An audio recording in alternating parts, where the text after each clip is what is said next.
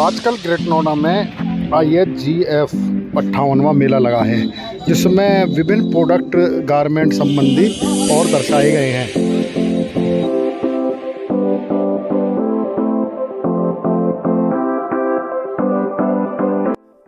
शर्मा जी, बड़ा मंच है, एक ही छत के नीचे बहुत बड़ा ये इवेंट लगा है मेला, क्या कहेंगे? आप भी इससे जुड़े हो।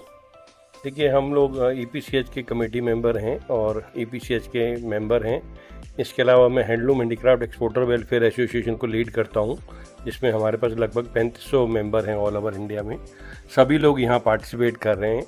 ये हमारे लिए 58वां एग्जीबिशन है, जो इंटरनेशनल एग्जीबिशन।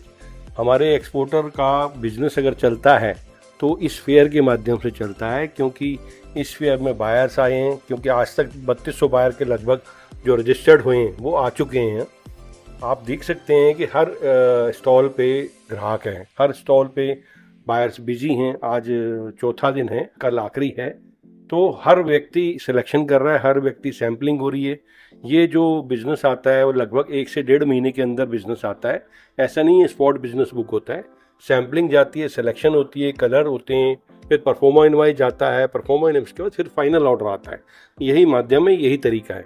तो हम लोग ये मान के चलते हैं, जो अभी अक्टूबर में है, उसके ऑर्डर हमारे पास दिसंबर तक मैक्सिमम आ जाएंगे, जिसकी डिलीवरी अप्रैल तक होती है लगभग। तो अप्रैल में हमारा दूसरा फेयर आ रहा है।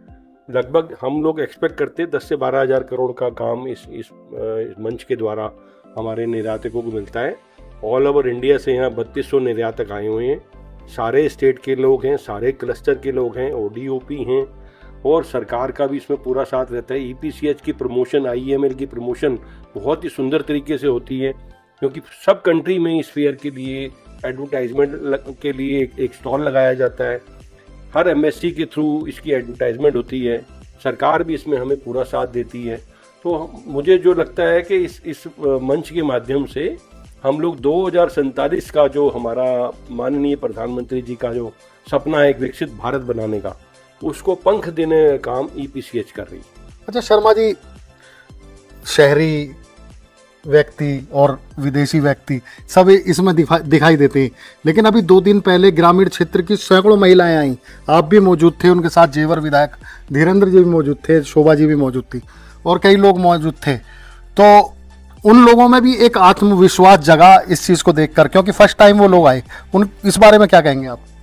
देखिए, हमारी एसोसिएशन और हमारी काउंसिल ये सभी आर्टिशंस के लिए काम करती हैं। आप देखते होंगे यहाँ जब भी हमारी एग्जीबिशंस कोई भी लगती है, लगभग 100-150 आर्टिशंस को जगह दी जाती है फ्री ऑफ कॉस्ट, और उनको काम करने का तरीका सिखाया जाता है। पर यहाँ तक लाने के लिए उनको एक ट्रेनिंग दी जाती है। गाँव में उनको स्किल सेंटर के द्वारा, क्लस्टर के द्वारा ट्रेनिंग दी जाती है, कैसे काम करना है, किस ढंग से प्रोडक्ट बनाने हैं। क्योंकि वो जो प्रोडक्ट बनाए, ऐसा नहीं होता कि वो जो प्रोडक्ट बनाए वो बिक जाए। हम उन्हें समझाते हैं कि आपको वो प्रोडक्ट बनाने हैं जो बाजार में बिकते हैं, जो लोग चाहते हैं।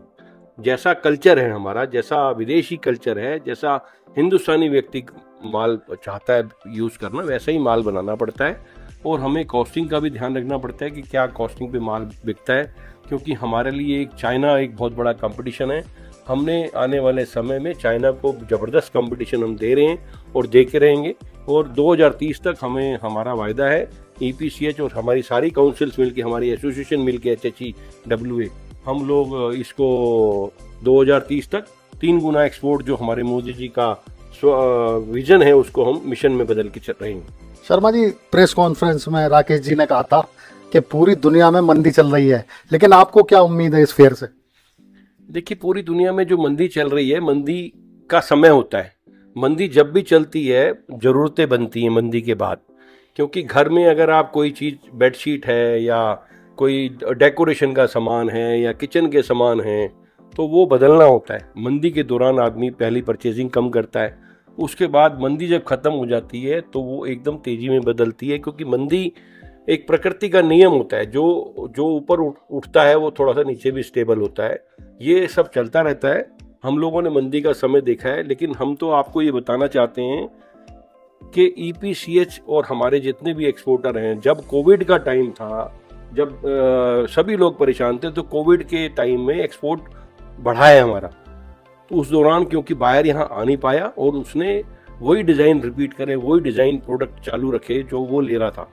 तो ये थोड़ा सा मंदी का टाइम आता है, कहीं कहीं दो जगह लड़ाई चल रही हैं, कहीं रशिया यूक्रेन का युद्ध चल रहा है, कहीं गल्फ कंट्रीज में आपस में भिड़े हुए हैं लोग, लेकिन उससे धीरे धीरे जितना कहीं विनाश होता है तो उसको विकास और उसको बनाने के लिए भी प्रोडक्ट और सब चीज़ों की ज़रूरत पड़ती है।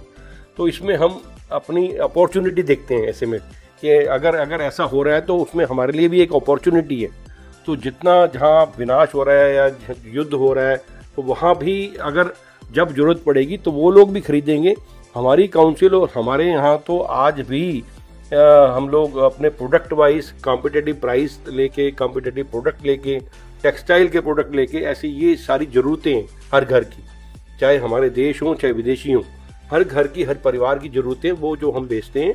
तो यूज़ एंड थ्रो वाले भी प्रोडक्ट हमारे पास हैं।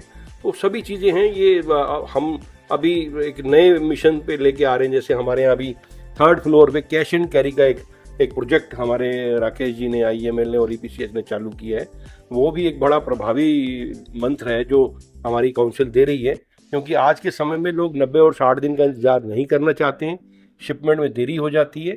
तो जो हमारी शिपमेंट तैयार है, जो हमारे डिज़ाइन तैयार है, हम उन प्रोडक्ट को कैश एंड कैरी के रूप में ला रहे हैं, ताकि अगर कोई $2000 का ऑर्डर है या $5000 का ऑर्डर है या जो पैटी बायर हैं, हम उनको एंटरटेन कर सकें। उससे हमारा लक्ष्य केवल यही है कि हमारा जो 2047 का विकसित भारत की संकल्पना है उसको हमें साकार करना है।